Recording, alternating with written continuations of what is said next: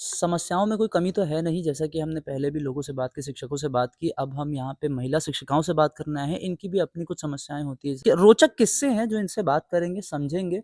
रोचक वो हमारे लिए आए दिनचर्या में, क्योंकि हम शहरों में रहते हैं, तो हमें बड़ा रोचक लगता है कोई जंगली जानवर दिख गया तो। लेकिन एक बार आप खुद सोच के देखिए, जब आप अपने स्कूल में अपने बच्चे को भेजें और अगले दिन खबर पढ़ें कि उस स्कूल में भालू दिखा, बाघ दिखा, आप अपने बच्चों को स्कूल दोबारा भेजने से पहले क्या सोचेंगे? ये हमें कमेंट सेक्शन में ज़रूर बताएँ, क्योंकि ये वो शिक्षिकाएँ हैं जो इन स्थितियों को देखती हैं, जीती हैं, उसके बावजूद उन संभागों में जाके नौकरी करना चाहती हैं और बच्चों को पढ़ाना चाहती हैं। तो इनसे एक बार समझते हैं कि कैसा होता है इनका दिनचर्या वहाँ पे। मैम, जैसा कि अभी बता ही रहे थे कि आप लोगों का ये जो पूरा आंदोलन स्टार्ट हुआ है, इसके पहले आप लोग वहाँ पे टीचर्स की तरह जॉब कर ही रहे थे। तो ज़ाहिर-सी बात है, गाँव का इलाका है, आउटर है, समस्याएँ होती ही होंगी। तो किस प्रकार की समस्याएँ आज की सदी इस ज़माने में, जहाँ सरकार हमें मुफ़्त इंटरनेट हम तक पहुँचाने के लिए लगी रहती है, वहाँ पे आपके क्षेत्र में शायद बिजली की भी समस्याएँ होती जी हैं। सर। तो क्या पूरी समस्या को एक बार आप बताइए? सर, हम इतने सुदूर क्षेत्र में पढ़ा रहे हैं बच्चों को, तो वहाँ पे हम जहाँ रहते हैं, वहाँ लाइट 4 दिन 5 दिन तक नहीं रहती है। ओके। कभी और गर्मी में हम अपने बच्चों को भी लेके वहाँ पे रहते हैं, तो मतलब ना लाइट ना पंखा कुछ भी है, तो सही है हमारे पास सब कुछ साधन, लेकिन चल ही नहीं पाता क्योंकि बिजली ही नहीं रहती है। और उसके बाद भी हम लोग वहाँ पे पढ़ा रहे हैं, क्योंकि हम चाहते हैं कि हमारी नौकरी से ही हमारे बच्चे का भी भविष्य बनेगा और वहाँ के भी बच्चों का भविष्य बनेगा। दूसरा चीज़ कि वहाँ पे हम जब जाते हैं अपने घर से उस जंगल के एरिया में जहाँ पढ़ाने के लिए, वहाँ पे बीच में भालू निकलता है, कभी-कभी बाघ भी आ जाते हैं। वहाँ पे अनाउंसमेंट होता है कि इधर बाघ आ रहे हैं, आप लोग उधर से मत जाइएगा। उसके बावजूद भी हम जा कर के हिम्मत करके पढ़ाते हैं। जिस घर में मैं रहती हूँ, उस घर के जस्ट पीछे ही एक नींबू का पेड़ है, वहाँ पे भी बहुत सारे भालू आते हैं, 3-4 भालू। अभी ठंड ठंड का समय है, उसी टाइम उन लोग निकलते हैं। तो भालू और हाथी बहुत ज़्यादा आते हैं। उसके बावजूद भी हम लोग सर अपना भविष्य बनाने के लिए और बच्चों का भविष्य और अपने परिवार को आगे बढ़ाने के लिए हम वहाँ पे नौकरी कर रहे हैं। सुदूर इलाकों में छत्तीसगढ़ के जीवन यापन इतना आसान होता नहीं है, जितना हम शहरी लोगों को लगता है। वीडियो में हम देखते हैं, हमें बड़ा मज़ा आता है, ताली बजाते हैं, लाइक करते हैं, कमेंट करते हैं। लेकिन जब वहाँ जाके आप जीना शुरू करते हैं, तो और क्या-क्या समस्याएँ आती हैं, आगे और समझते हैं। मैम, अभी बताया जा रहा था कि आप जहाँ हाँ, रहती हैं, जी क्या सर। जगह का नाम क्या बताया आपने? तिरिहार पानी। तिरिहार पानी। जी तिरिहार सर। पानी में अभी बता रहे थे कि वहाँ हुँ। पहुँचना बहुत मुश्किल है, तो क्या जी, जी। समस्या क्या है? जी सर, मेरा नाम दीपिका ठाकुर है और मैं क्या है तिरियार पानी का जो लास्ट गाँव है, हुँ, हुँ। उसके बाद जस्ट ओडिशा लग जाता है, वहाँ पे मेरी पोस्टिंग हुई है। तो वहाँ जो है आने-जाने का सबसे बहुत ज़्यादा दिक्कत है। नदी जो है 7 बार पार करना पड़ता है और वहाँ के गाँव का जो रहन-सहन है वो भी बहुत ज़्यादा मतलब संवेदनशील है बोला जाए तो। मैं जब वहाँ रही सर तो मैं देखी कि वहाँ के गाँव में जो बच्चे हैं या और ग्रामीण जो हैं अभी भी उन लोग विकसित नहीं हैं। उनको हर चीज़ के लिए स्ट्रगल करना पड़ रहा है। बाज़ार आना पड़ता है सब्ज़ी के लिए। मैं जब वहाँ रहती थी मैं खुद दूसरों से सब्ज़ी माँग के खाती थी। मतलब उनके जो छोटे-छोटे बाड़ी हैं वहाँ सब्ज़ी लगाते थे, वहाँ लेने के लिए जाती थी। चूल्हे में खाना बनाना पड़ता था क्योंकि सिलेंडर तो हम ले नहीं जा सकते हर महीने और पानी की भी सुविधा नहीं है वहाँ। बोरिंग से पानी लाना पड़ता था सर। और हाँ, जब हम अभी भावी पीढ़ी के शिक्षक हैं और आगने वाले भविष्य भी है, तो हम वहाँ जब गई मैं तो सोची गरीब बच्चों को देख के रोना आता था सर कि बच्चों को यहाँ से निकालना है, हमको बाहरी दुनिया को दिखाना है।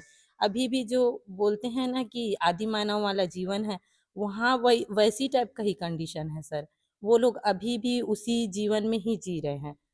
है ना? तो ये सब चीज़ को देख के बहुत ज़्यादा रोना भी आता था और मेरी छोटी बच्ची भी है, तो नौकरी करना है तो बोलते थे कि अब नौकरी करना है तो ये सब तो थोड़ा बहुत स्ट्रगल करना ही पड़ेगा और मेरी सासू माँ भी थी मेरे साथ में।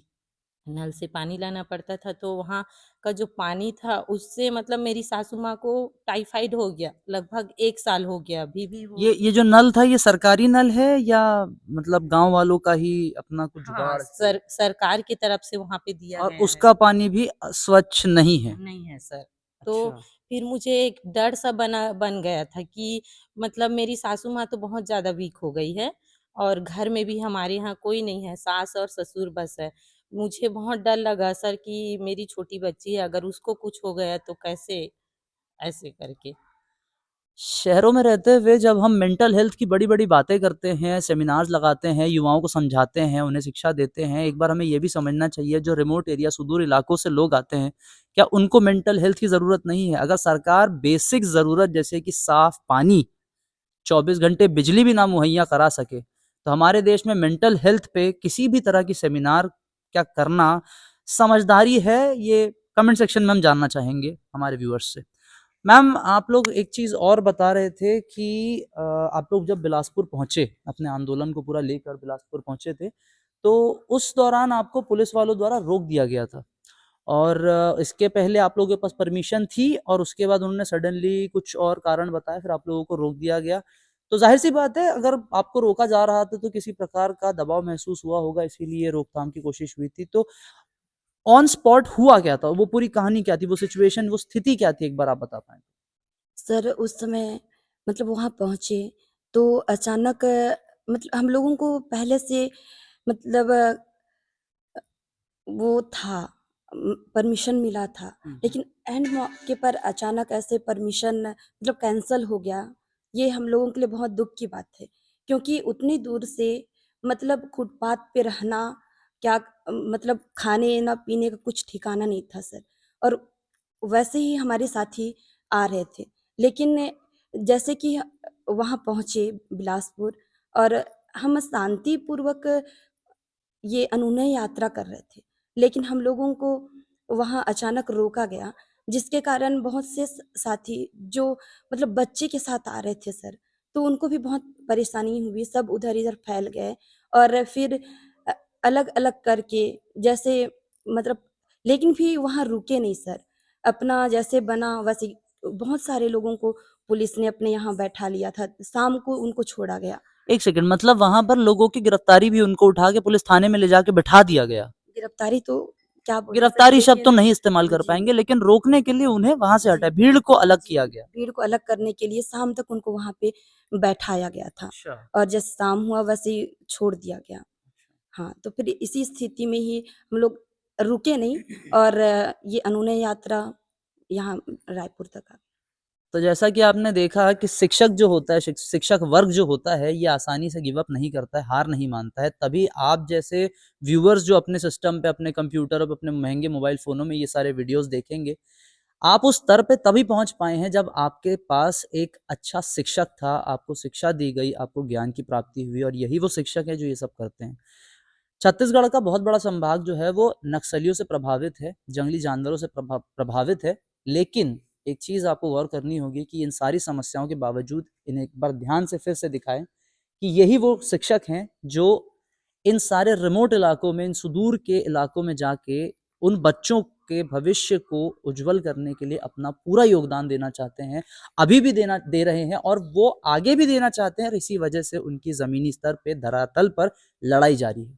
पूरी कोशिश करेंगे कि जितना भी अपडेट, जितनी भी जानकारी आप तक पहुँचा सके, ज़मीन से ग्राउंड लेवल पर जो भी रियलिटीज़ होती हैं, वो हमारी असल रियलिटीज़ होती हैं। बाकी सब चीज़ें जो हम अलग-अलग जगहों में कैमरे के सामने बोल देते हैं, बता देते हैं, वो सब एक कहानी होती है, समीकरण होती है, लेकिन धरातल पे जो होती है, वो सच्चाई होती है। तो ये थी आपके सामने सच्चाई, तो ये था हमारा कवरेज शिक्षकों को लेकर, बीएड शिक्षकों को लेकर, इनकी लंबी अनुनय यात्रा को लेकर। मैं संवाददाता आशीष गुप्ता, अपने कैमरामैन तुषार के साथ